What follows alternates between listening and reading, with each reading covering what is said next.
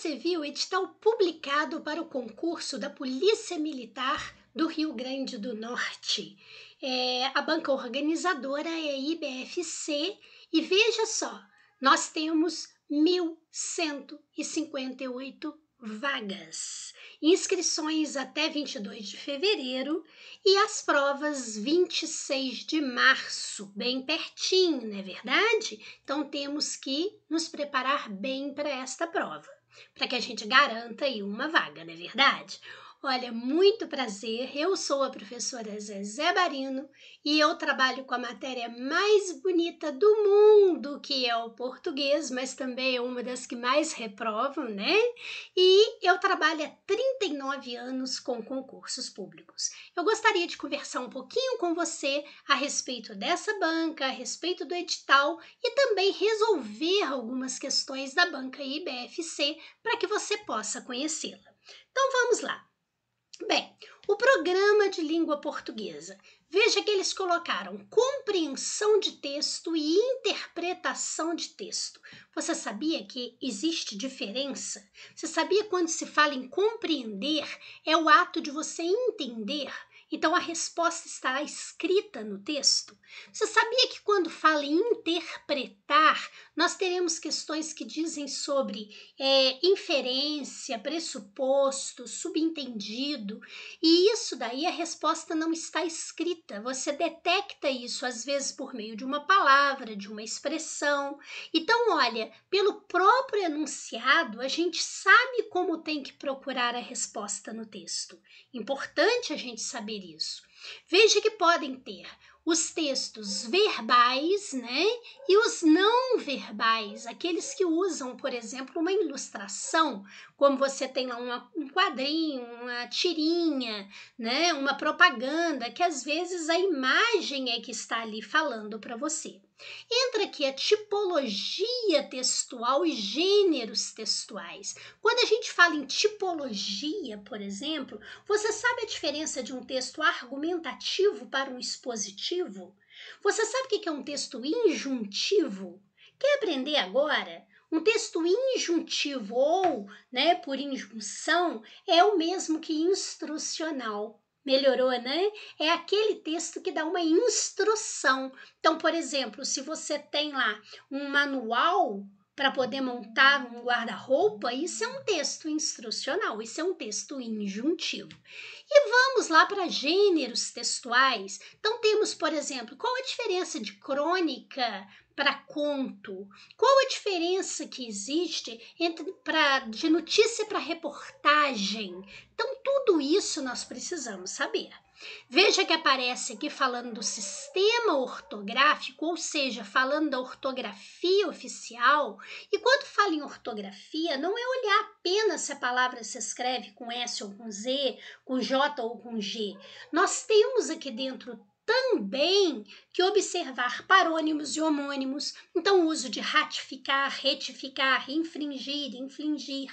Nós temos, por exemplo, o caso daquelas expressões que causam dificuldades, porque junto, porque separado, com acento, sem acento, afim junto, afim separado. Nossa, Zezé, isso é muito difícil. É nada. Tem jeito de você aprender isso com muita facilidade. E também entra aqui dentro de ortografia oficial o emprego do hífen. O emprego do hífen considerando o novo acordo ortográfico, você sabe? Como também a acentuação gráfica considerando o novo acordo ortográfico. Asas é, enfim, um assunto fácil, né? Separação silábica. Depende, né? Como é que se separa silabicamente a palavra praia? Esse I, ele fica na primeira sílaba, na segunda, no meio das duas, ou você não fica com raiva e também resolve não dividir, tá? Ele fica na primeira. Mas por quê? Porque existe um fenômeno aí que vai determinar, inclusive, o novo acordo ortográfico na acentuação gráfica. Então, você aprendendo esse fenômeno, você vai conseguir trabalhar muito bem algumas modificações de acentuação, né, no novo acordo ortográfico. Veja que nós temos aqui um título simples, olha, morfologia. Pois é, mas quando fala em morfologia, está falando de classe de palavra. São 10 classes de palavras: artigo, substantivo, adjetivo, numeral, pronome, verbo, advérbio, preposição, interjeição e conjunção. Mas não basta saber identificar, tem que saber empregar. Por exemplo, o o e o lhe são pronomes pessoais oblíquos átonos. Quando eu uso o e quando eu uso lhe? Eu falo amo-o ou amo-lhe? Por que eu falo amo-o? Tá? E esse o e esse lhe, eles ficam antes do verbo, no meio do verbo ou depois do verbo? E isso daí já vai ser a questão da colocação pronominal, que é próclise, mesóclise e ênclise. Então veja que precisamos estudar a fundo as classes, não é só identificar. Temos aqui também a formação de palavras. A palavra se formou por derivação ou por composição? A derivação a gente normalmente trabalha com prefixos e sufixos. E a composição a gente une palavras. Então, quando você fala leal e forma lealmente, colocando um sufixo, isso é derivação. Mas quando você pega a palavra, por exemplo, guarda e soma com a palavra roupa, isso daí é uma composição. Só que a derivação ela tem desmembramentos e a composição também. Temos o hibridismo, que é quando você trabalha idiomas diferentes dentro da formação da palavra. Então temos muito que estudar aí dentro.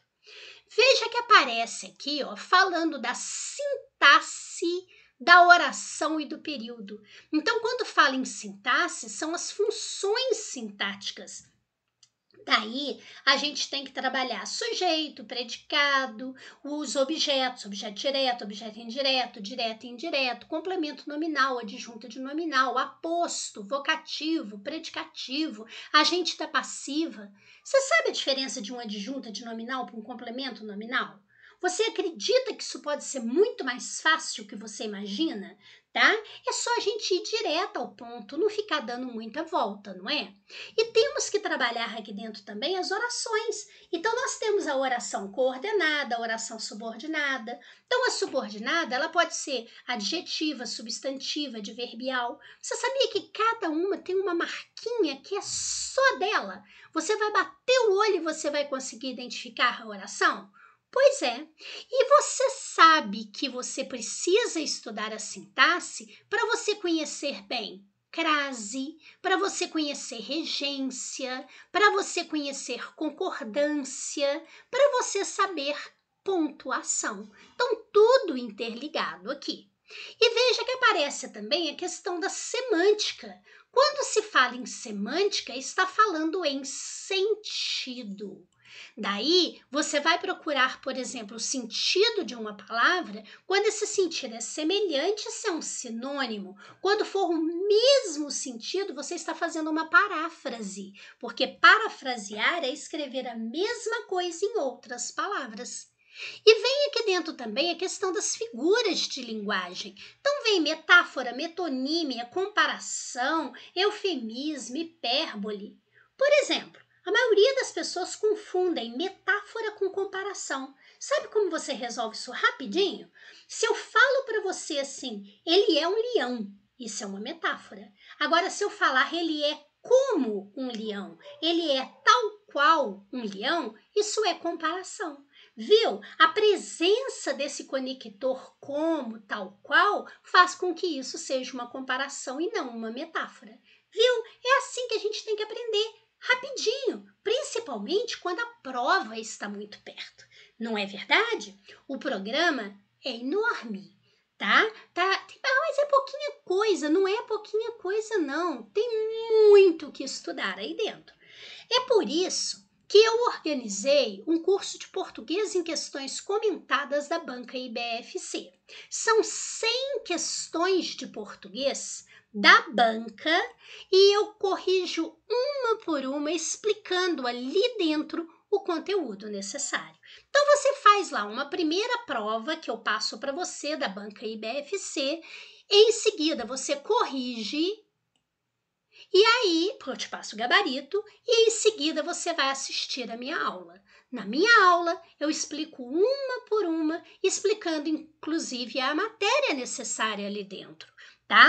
Para que você possa conhecer a banca, exercitar e estudar o conteúdo. Você ainda tem a possibilidade de mandar as suas dúvidas para mim e eu vou explicar para você. Depois você faz a outra prova e faz o mesmo processo. São 100 questões. Você consegue trabalhar diretamente com a banca, entendendo as pegadinhas, entendendo os cuidados que você deve ter e conhecendo a matéria ali dentro. Uma maneira muito boa de você estudar, principalmente quando a prova está tão perto quanto essa.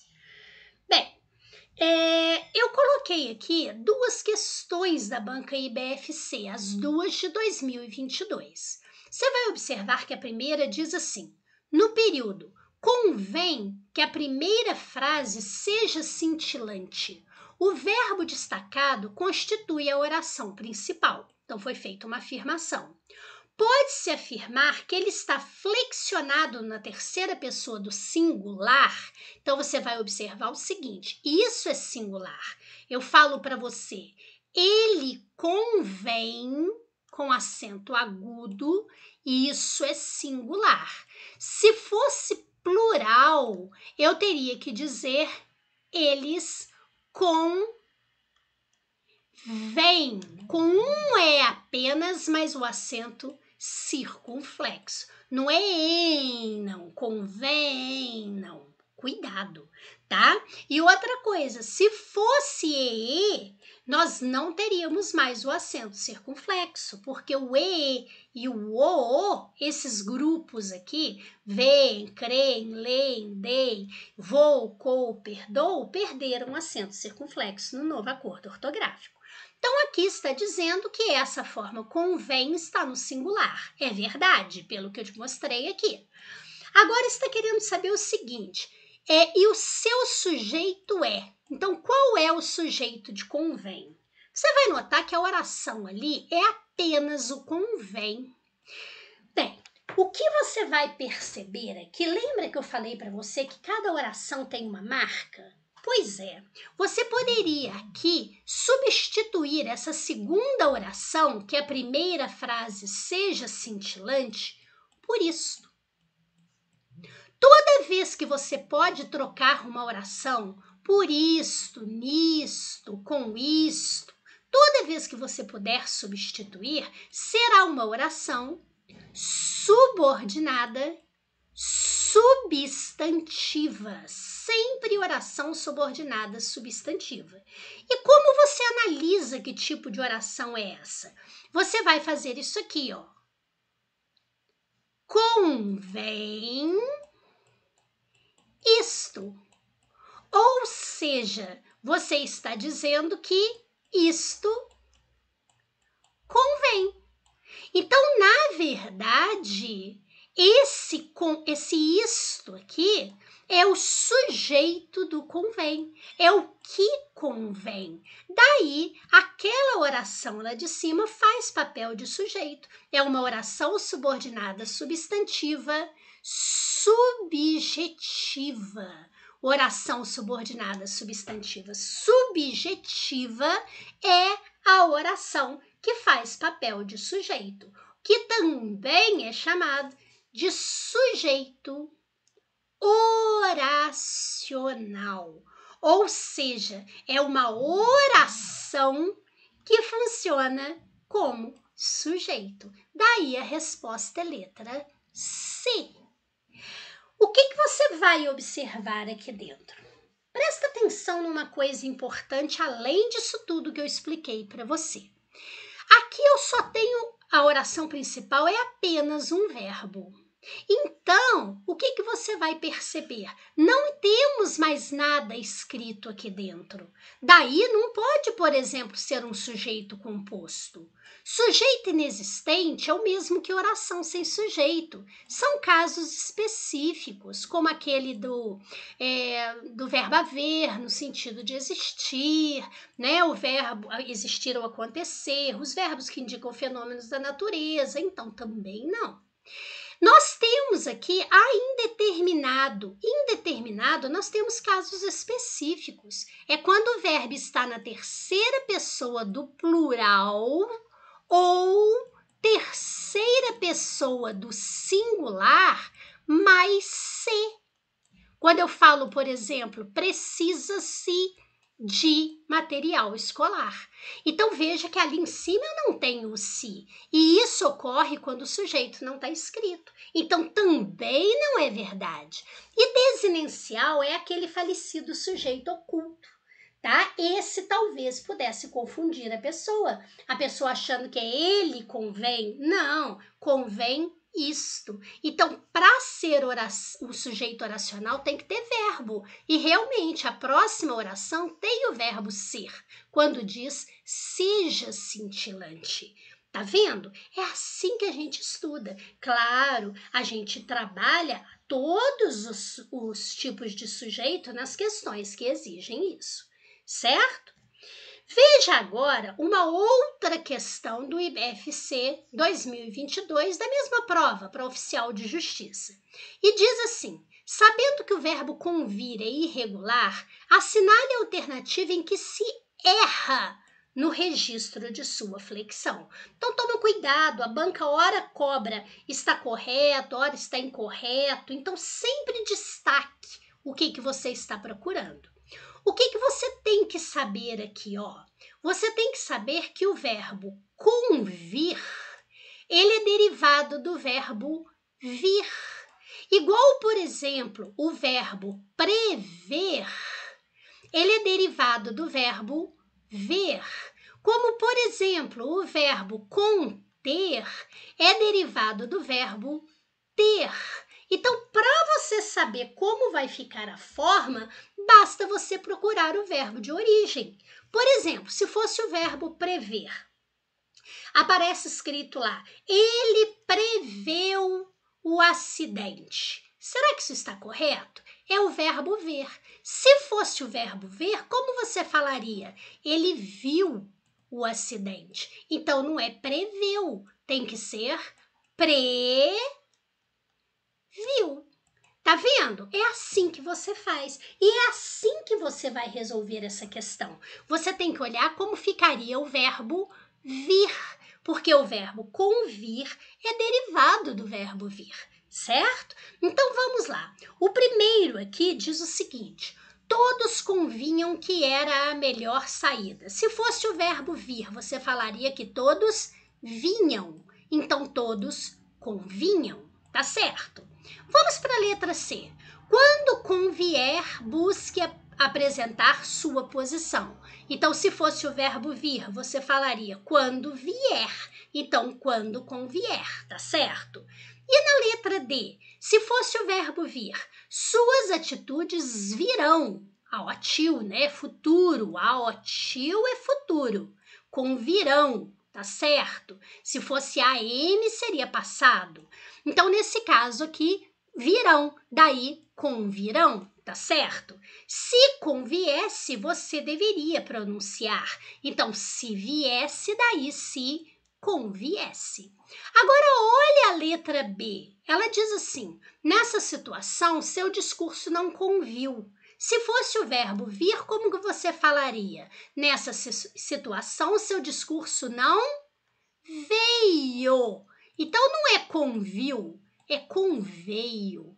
Zezé é feio, mas é o certo, tá? Muita atenção. Viu como ficou fácil quando você busca o verbo de origem? Pois é assim que a gente estuda no curso de português em questões comentadas para a banca do seu concurso da Polícia Militar do Rio Grande do Norte. Certo? Se você se interessou em fazer o meu curso de português em questões comentadas para a banca IBFC e garantir uma vaga no seu concurso, bata um papo aí no nosso WhatsApp ou entre no site para você ver que você pode fazer um curso com muita qualidade e com um precinho muito humano, tá certo? Muito obrigada, fique com Deus, paz e luz para você e descubra que estudar português pode sim ser simples assim.